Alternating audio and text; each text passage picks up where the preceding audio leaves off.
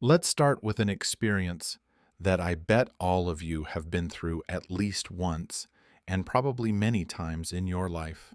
You stand before a decision. There are two options. Option A: it looks very logical. All the data supports it. Friends advise you to choose it. Experts say it is the right path. It is safe. It is profitable. It seems perfect on paper. Option B: there is no logic at all. It is vague. It is risky. But there is something in your gut, a strange, queasy feeling, or a very small whisper at the back of your neck telling you, choose this, go this way. And then what do? You are a modern civilized human educated to believe in science and logic. Therefore, you brush aside that vague feeling. You tell it to shut up. You choose option A, the smart choice. And then, 3 months later or 3 years later, everything collapses. Option A becomes a disaster. And you sit there holding your head, uttering the most painful mantra of humanity. Oh my God, I knew it. I had that feeling from the start. What is that knowing? Where does that feeling come from? Why is it right when all logic is wrong? And more importantly, why are we so afraid to trust it? Today we will not talk about superstitions. We will not talk about fortune-telling or crystal balls. We will talk about an ultimate biological technology operating inside you. We call it intuition, but I prefer to call it the way the universe is talking to itself through you. To understand what intuition is, first we must understand why we lost it. We traded it for another tool that we are extremely proud of: analytical thinking. Do not misunderstand me. Thinking is a wonderful tool. It helps us build bridges, cure diseases, and launch rockets to the moon. But we made a fatal mistake. We let the tool take over ownership. We think logical thinking is all we have. Alan Watts often compared our consciousness to a flashlight. Imagine you are in a pitch black room, very large, filled with furniture. You have a flashlight in your hand. Where you shine the light, you see that object very clearly, sharply. You see the chair, you see the painting, you see the cat, but you only see one thing at a time. You have to move that beam of light from this point to that point. That is how linear thinking works. 1, 2, 3. A leads to B, B leads to C. But while you are busy shining on the chair, you do not see the painting. You do not see the cat stalking a mouse in that corner. You miss the entire context. Intuition, conversely, is like a floodlight. It does not shine brilliantly focused on one point. It is a dimmer light, but it illuminates the whole room at once. It shows you the relationship between the chair, the painting, and the cat. It shows you the big picture. We are living in a culture that worships the flashlight. We are taught at school to focus, to analyze, to dissect every detail. And what is the result? We know very well about every tiny piece, but we are completely blind to the overall picture of our life. We become experts in getting lost. Let's look at the problem from a neuroscience perspective for a bit.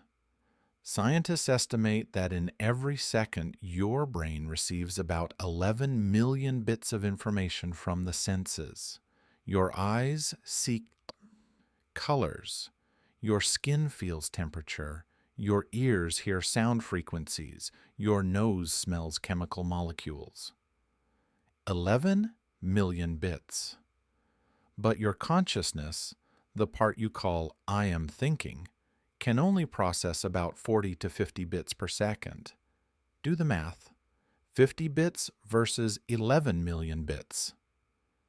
Your conscious I is really just a slow clerk sitting at a desk trying to process a mountain of files as high as the Empire State Building.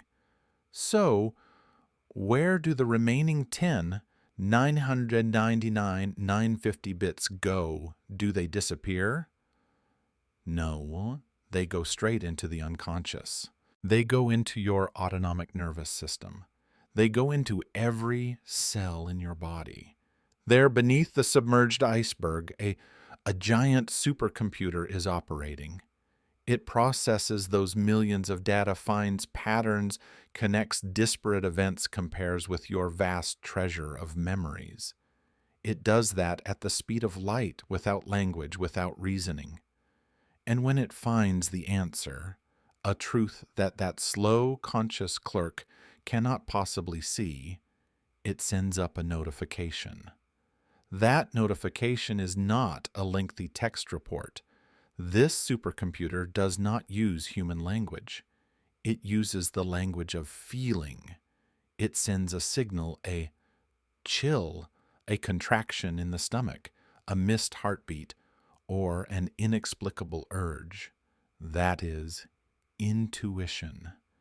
Intuition is not magic. It is the result of a super speed data processing process that your consciousness is too slow to keep up with.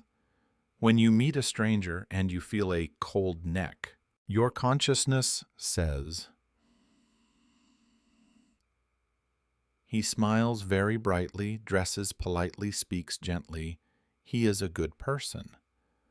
But your supercomputer has already recorded his pupils contracted too fast, his left facial muscle twitched slightly, his sweat smell contains cortisol, stress hormone, his breathing rhythm does not match his words. Conclusion: this guy is dangerous, stay away. And it sends you that cold neck feeling. But because you worship logic, you tell yourself, "Don't be silly, I'm being paranoid." And you step into the trap. But the story does not stop at biology. If it is just processing sensory data, then AI computers can also do it. There is a deeper level where Alan Watts and Carl Jung meet. Carl Jung, the great psychologist, introduced the concept of the collective unconscious. He believed that our minds are not separate islands. Beneath the water surface, all islands are connected at the ocean floor. Your mind has a line connecting to a universal library. That place contains the wisdom of all humanity, of ancestors of animals, and of the operation of nature itself. In quantum physics, people call this quantum entanglement, or the unified field. Every particle of matter in this universe is connected to each other, regardless of distance. When you are truly still, when you turn off the noise of logical thinking, you can access this cosmic Wi-Fi network. That is why sometimes you know things that you cannot know. You think of a friend you haven't seen for 10 years, and 5 minutes later they call you. You have a breakthrough idea for work that you were completely stuck on before.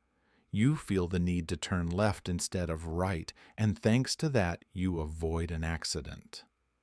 Alan Watts called this the operation of the Tao. The universe is a giant living body. You are a cell in it. A liver cell does not need to call a lung cell to know when to filter blood. They know each other through the overall connection of the body. Intuition is exactly when you receive a signal from the universal body. The universe is telling you, "Hey, go this way. That place is jammed." But you, with your arrogant ego, are busy looking at the paper map, old logic, and arguing back, "But the map says going that way is right." If intuition is so powerful and wise, why do we rarely hear it or hear it, but dare not believe? The answer lies in the noise. We live in a head that is too noisy.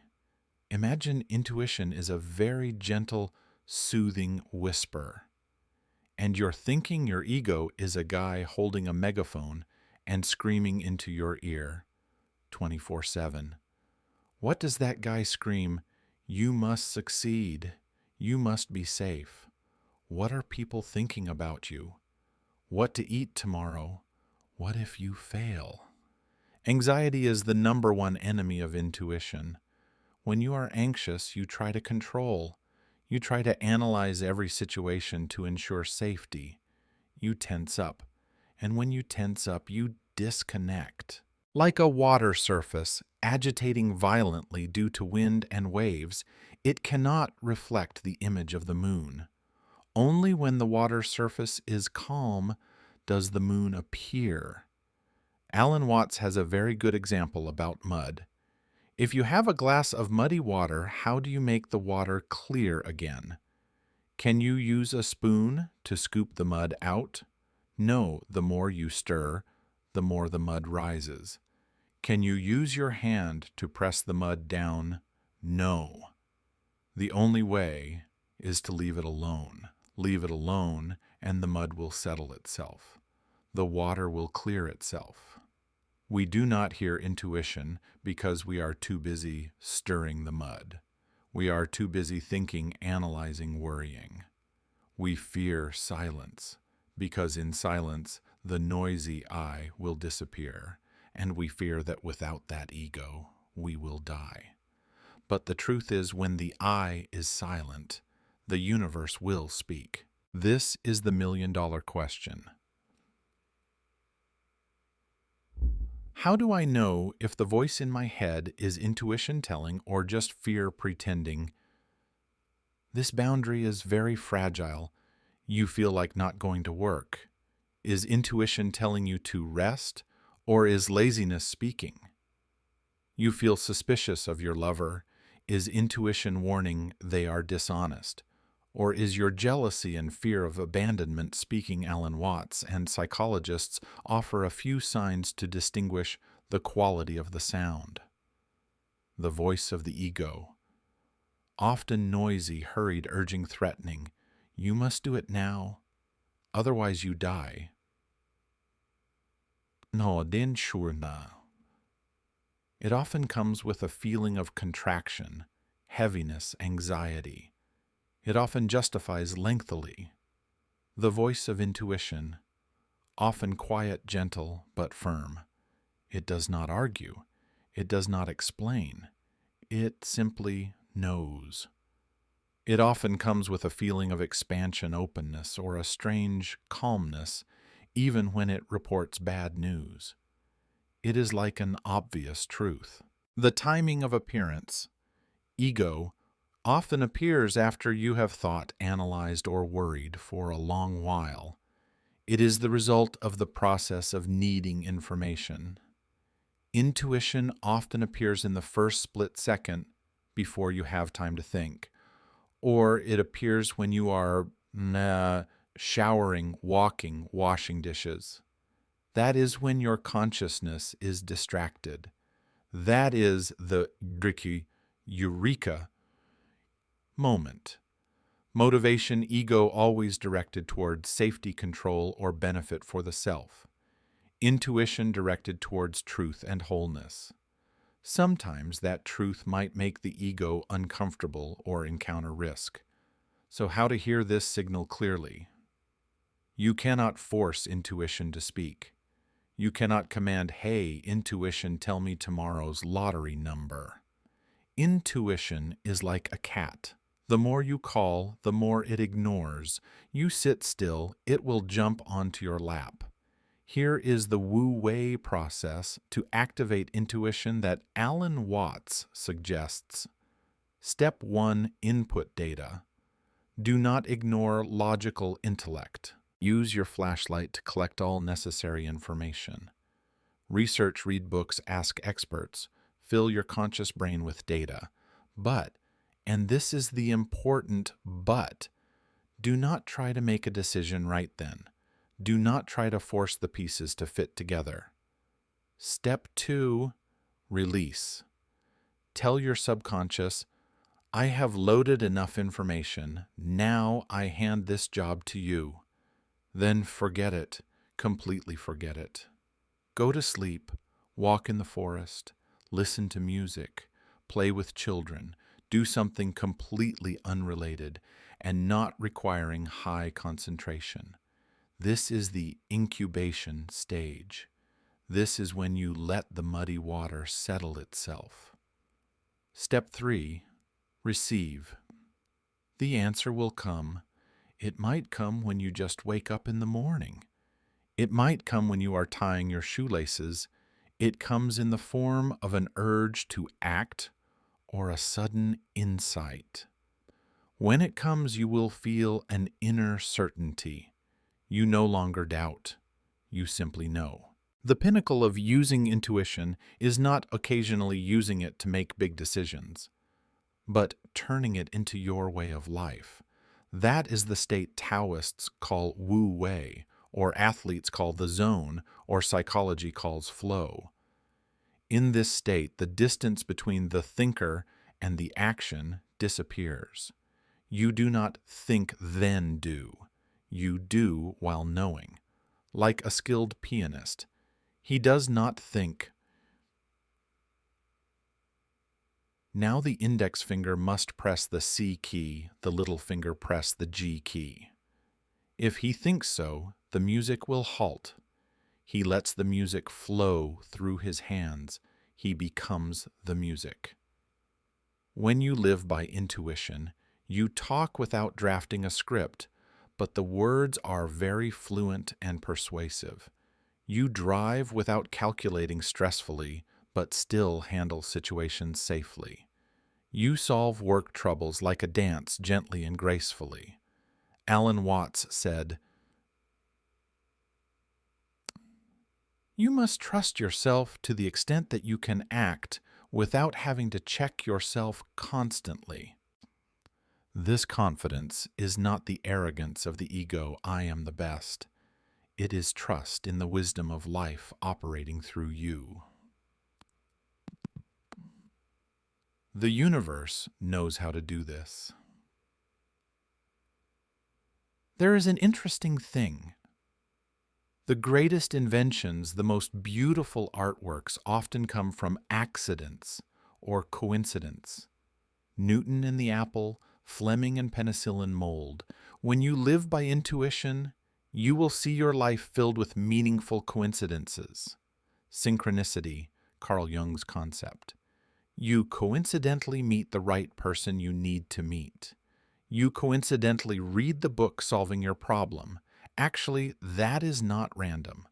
That is because your intuition antenna has been turned on, and it is guiding you to the right vibration frequency of the universe. You become a magnet attracting luck. Luck is essentially another name for harmonizing with the flow. My dear friend, we have lived too long with the GPS positioning system being our logical head. We fear that if we turn it off, we will get lost and starve in the forest. But you forget that before there was GPS, our ancestors traveled all over this earth, crossed oceans, found food and water, using an extremely sensitive internal compass. That compass is still inside you. It is just covered in dust by fear and the noise of modern life. Try it once.